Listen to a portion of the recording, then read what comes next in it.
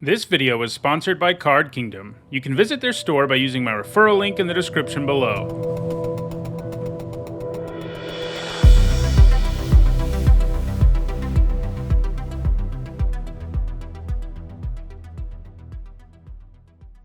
Hi everyone, I'm Nizzahon, and it's Saturday, and that means it's time for another edition of Nizzanotes, a weekly vlog series I do where I talk about limited Magic. We've got Kamigawa Neon Dynasty preview season sort of underway already, and that also means we're not too far away from the beginning of limited review time. You know, for every new limited format, I do a set review where I give my thoughts on every single card in the set, and then sum those thoughts up with a letter grade. I do these set reviews before ever actually playing with the cards, because the goal is to get this sort of guide out there so people are prepared for their pre-releases and for the release on Arena and whatever. But I also then, you know, after I've played a format a bunch, I go back and talk about what I was the wrongest about in each of the set reviews, and I'm going to be wrong about stuff. You know, nobody's perfect, and it's especially hard when you're evaluating cards before playing with them and seeing them in the context of their format. So I thought it would be interesting to go back and look at all the set reviews I've done, which I started doing them in 2017, and to look at the cards I've been the wrongest about when we compare the letter grade I gave them initially in my set review, and then the grade I gave them at the end of the format where, you know, I corrected myself and talked about why it is I think I was wrong. And so this video is sort of a version of that, except we'll be looking at not just cards from one format, but 10 cards from across a whole bunch of different formats that I've been the wrongest about overall.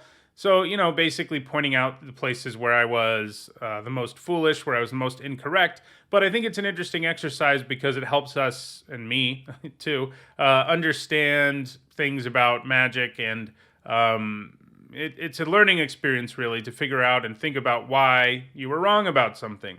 So that's what we're doing here. Also, if you're new to my videos, you're not sure what these letter grades I'm talking about in this video mean, in the description you can find an explanation of those letter grades. Alright, so let's take a look at the 10 cards I was completely wrong about when I evaluated them in my set reviews. At number 10, I've got Niv-Mizzet Perrin. I gave him a C+ in my set review, and, you know, I knew he was going to be an incredibly powerful card if you got him in play. That's pretty obvious. It's obvious this will feel like a bomb when you do cast it. It's a 6 mana 5/5 flyer that pings things when you draw cards and also draws you extra cards. So it was really powerful. But the thing I was skeptical about is how easy it would be to cast triple blue, triple red. In a lot of formats that would be hard, but the thing I didn't take into account that I obviously should have is this was a Ravnica set. This card's from Guilds of Ravnica, and there was plenty of fixing in the format. And sure, you know, it still wasn't a cakewalk to cast Niv-Mizzet, but it was pretty easy. I mean, it was harder than your average card, sure, but you could pretty easily, if you were in a blue-red deck, count on being able to cast Niv-Mizzet. There's enough fixing in every Ravnica set to make such a thing possible, and that means ultimately he's just an A. So in the end, Niv-Mizzet was just a straight-up bomb. I had hedged against it being a straight-up bomb just because I was worried about how hard it would be to cast, but of course I was completely wrong. Relatively easy to cast, at least especially compared to how hard I thought it would be, and easily takes over games. Pretty much impossible with Niv-Mizzet to interact with it in a way that you don't get to get some value, because if your opponent casts a removal spell, you still draw a card and ping something. So it ended up being a great card, definitely an A and not a C+. All right, at number 9, I have Sorcerer class from Adventures in the Forgotten Realms. I was wrong about this one in the other direction. I gave it a B- in my review, which meant you would always play this in a blue-red deck. You'd value it pretty highly, take it pretty early, sometimes even as a first pick. And my rationale here was I thought that the initial Into the Battlefield trigger ability was decent enough that this would be an okay playable, even in a deck that couldn't really make great use of the other two levels. And I figured most decks would be able to use them some, no matter what, especially in blue-red, because, you know, it does stuff with spells. But ultimately, that just wasn't the case. For one thing, the format didn't really have like a discard deck or a deck where you needed to load the graveyard. That would have made it a lot better. But for another thing, this card is just a weird design. It pulls you in multiple directions. Level 2 both wants you to have a lot of creatures and a lot of instants and sorceries. And doing that in a game of limited where you have a good balance of both is very, very hard. So the fact that it pulls you in those two different directions made level 2 pretty terrible overall. And then level 3 was bad too. And that is something I knew from my review. Like level 3 is super underwhelming, but I thought you'd get enough value out of level 1 and 2 to make the card work. But you end up paying 4 mana basically to draw 2 and discard 2. And you don't do a whole lot more than that with Sorcerer class. So it ended up ultimately being a D, so B minus to a D. I missed on this card by a pretty wide margin, but there are 8 more cards that I missed by even more. Next up, I've got Snubhorn Sentry at number 8. I gave it an F, which means it's unplayable and you should never play it. Obviously, that was incorrect since it's on this list, but also that just, this is a review I did, 4 years ago. So thinking that I gave it an F back then seems insane to me, but I also know how the format turned out. But ultimately, I looked at this card as a 1-mana 0/3 that would become a 3/3 late, and I just didn't think that would be good enough overall. And that's why I gave it an F. I just thought, you don't want to play a 1-mana 0/3 and it becoming a 3/3 won't happen quickly enough. But ultimately, there are a few things that worked out. One of them is that the Sentry could block a lot of things in the early game just because of how the stat lines worked out in the format. There were a lot of 2-power creatures that it could block, and it also ended up being easier to ascend to get 10 or more permanents in play and make it into a 3/3. And in the mid game, usually it can manage to get up to a 3/3. And again, it was a format that had, on average, creatures with lower stats than normal, and a 3/3 by the mid to late game was actually a pretty sizable creature that could do some decent work. So the Sentry wasn't a great card by any stretch, but I did give it an F, saying it was completely unplayable, and in reality, it was like a C, a perfectly solid card in most of your white decks, especially some of the less aggressive ones. So yeah, I missed by 2 whole letter grades here, from an F to a C. Next up, I've got Profane Procession, which I gave a C+ to. That one obviously has not aged well at all. This is another one where I'm like, how did I do this? I mean, I went back and looked at the video to see how it is. I ended up at this conclusion that this card was only a C+. And my rationale isn't completely insane. I was concerned about the amount of mana you have to sink into this for it to do stuff. I fixated especially on the fact that you end up paying 8 mana to exile that first creature. And I just hated the idea of that.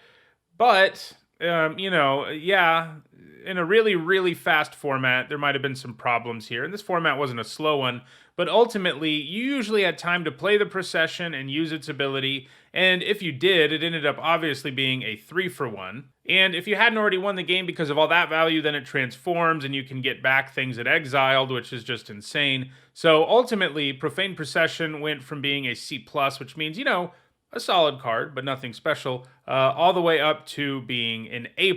So this is another one where it's 2 full letter grades I was wrong by. Next, I have Pirate's Cutlass, another card from Ixalan block to make the list. I gave this a D in my set review. 3 to play and 2 to equip for +2/+1 is not a very good rate in pretty much any limited format. But what I really overlooked is how often you'd have pirates and how often this would equip for free that first time. And it really did, like, a lot. You could end up having absolutely absurd starts where you play like a 2-drop and then you play the Cutlass on turn 3 and just start attacking your opponent with like a 4/4, and the game could quickly be out of reach for them, especially if that creature had evasion, and there were a decent number of 2-drop pirates that had evasion or were difficult to block because of keyword abilities. So it was actually part of some really absurd starts and was arguably the best common in the set. So obviously a D was incorrect. It even turned out that the 3 to pay, 2 to equip effect on it, it wasn't great, but the fact that you get 1 equip for free out of it sort of makes paying that mana feel less bad, because basically it is. If you look at like amount of mana you paid per equip, it's going to be a lot more efficient thanks to that free instance where it did equip. So in the end, this ended up being a B. So this is another 2 full letter grades worth of a mistake, from a D, a card you only play if you're desperate, to a B, which is a card that you first pick regularly and you go after pretty aggressively. Next up, it's Ascent of the Worthy from Kaldheim. I gave this one a B minus. It's another card that I definitely overrated. There aren't a lot of cards I overrated on this list, but there are a few. I think 3 in the end is how many there are out of the 10, and this is one of them.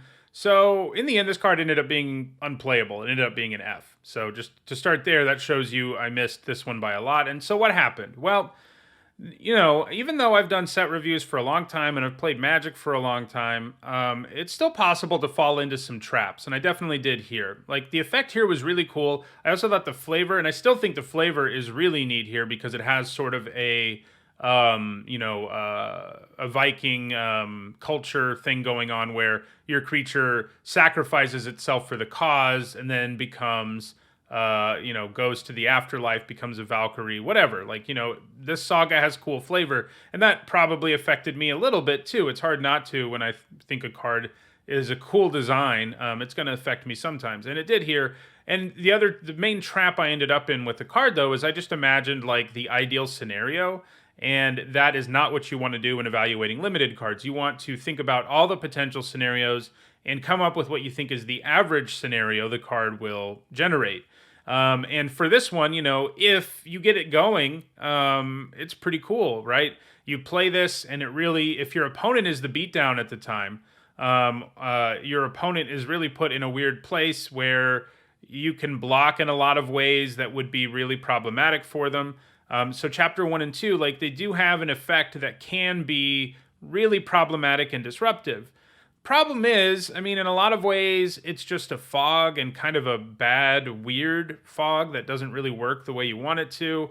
You just end up in situations where your opponent isn't really interested in attacking you, and you can attack them and still take advantage of the damage being redirected and all of that. But it's still a really awkward card that only works in really optimal situations. And, if that situation was a common one, this card probably would be like a B minus. But on average, this card does nothing, more or less. Even with Chapter 3, which ultimately lets you reanimate something, it's just too slow. By the time you get there, it's not great. And again, you're in a situation where if you don't have cards in your graveyard, and you might not, you're not going to be able to do anything with Chapter 3. It's really just a card your opponent can either ignore because the effect doesn't concern them because it doesn't matter, and it won't on a lot of board states, or they can just sort of play around it and make this card ultimately give you no value at all, other than maybe slowing them down a tiny bit. And ultimately, this card ended up being unplayable in Kaldheim, so that's a big drop from B minus to F. At number 4, I've got Flood of Tears from Core Set 2020. So recently, when I talked about the cards I got wrong, specifically in Crimson Vow, I talked about a mass bounce effect that I was wrong about, and I mentioned that I'm wrong about mass bounce effects. I've been wrong about them numerous times, yet I still keep giving them good grades. And this is another example of that. This is one from a couple years ago. And this is another card where I sort of have in the past fallen into the trap of being like, well, think about what it can do in this one situation where it actually does a good job. But again, the problem is that situation doesn't happen much. And in this case, I thought this one would work out reasonably well. After all, I gave it a B+, so that really means I thought it was going to be quite good. But it really didn't. This one especially got me sort of excited because one of the downsides with these sorts of effects usually is that you bounce everything and you're tapped out, and now your opponent gets to untap and rebuild their board before you do. So you're not really gaining a whole lot most of the time.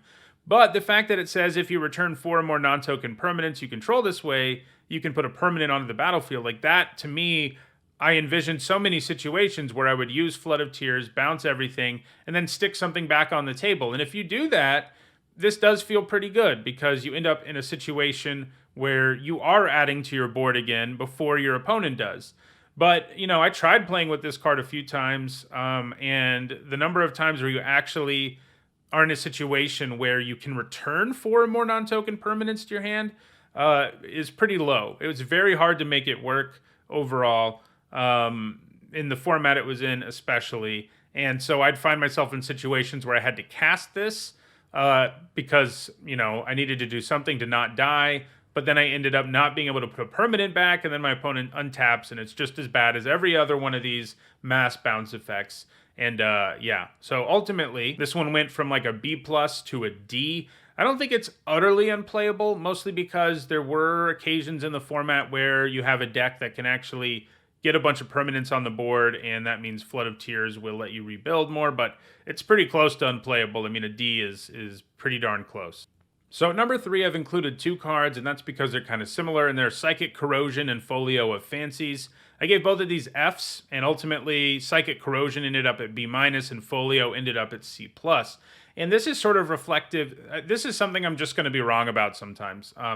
Mill decks in 90% of formats don't work. And so I'm always pretty skeptical of mill cards. And it's hard for me to get behind them because we've seen so many instances where the mill deck is a trap, right? But in the case of both of these cards, it ended up not being one. Psychic Corrosion can do the job all on its own, and you could really draft a deck with like card draw effects and really mill your opponent out. The good news, I gave this an F, and it ended up being like a build around B-, a very powerful win condition for control decks. The good news is I learned from that mistake, and when I did Teferi's Tutelage, when I reviewed that further down the line, I did give it a better grade. I also underrated it. I gave it a C+, and ultimately ended up being like a B. But it doesn't make this list because that's not that big of a difference. But I did learn from that mistake that this sort of card can be a mill engine all on its own, so you don't really need a critical mass of mill to make it work, although ideally you will. Folio of Fancies isn't quite as good. This card's an interesting one, kind of a polarizing one, because I know some people think it's just like this massive bomb in the format it was in, and sometimes it feels that way, but it is an awkward, clunky card, and if you don't get it down early, it doesn't really feel like a bomb. It takes a while to do its thing. If you get it down early and just start using its abilities, you can definitely mill your opponent out quickly, and that sort of puncher's chance the card has in the early game is great. In the later game, it does get less good generally. I shouldn't say later game. In the mid game, it's less good. In the late game, it gets good again, really, because then you can start using its abilities. But it also benefited, the Folio did, from the fact that there was like a lot of other mill support in the set. In particular, the Merfolk Secret Keeper, the adventure creature that could mill. And so Folio of Fancies also ended up being way better. Like I said, I gave it an F, and I think it was a C+.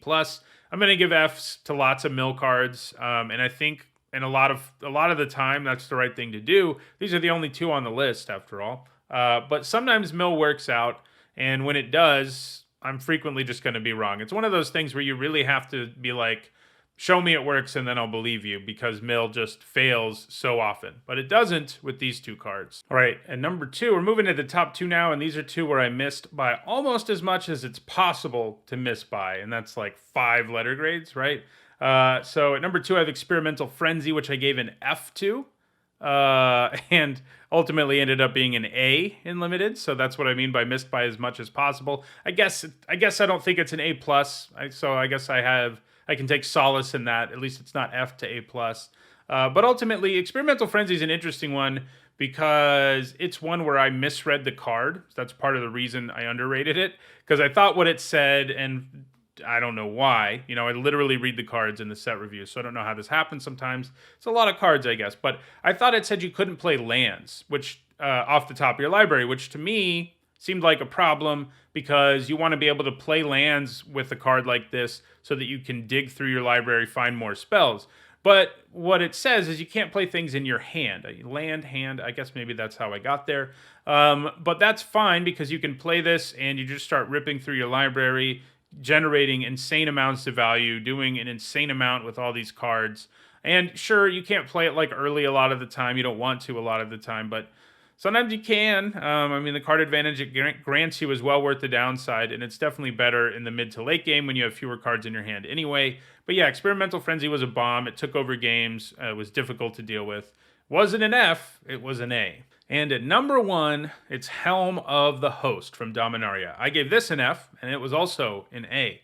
This is one where I can kind of understand what I was thinking. For some of these, it's harder to sort of rationalize when they're so long ago. But with this one, I think in a lot of formats, this wouldn't be that good. An F is probably intense. and probably worse than it could ever be. It probably shouldn't be an F. But I think in a lot of formats, this costing as much as it does to play and to equip would be really clunky and really slow. Yeah, its effect is really big because it generates these creature tokens, and you're going to get the value back from the mana you invest.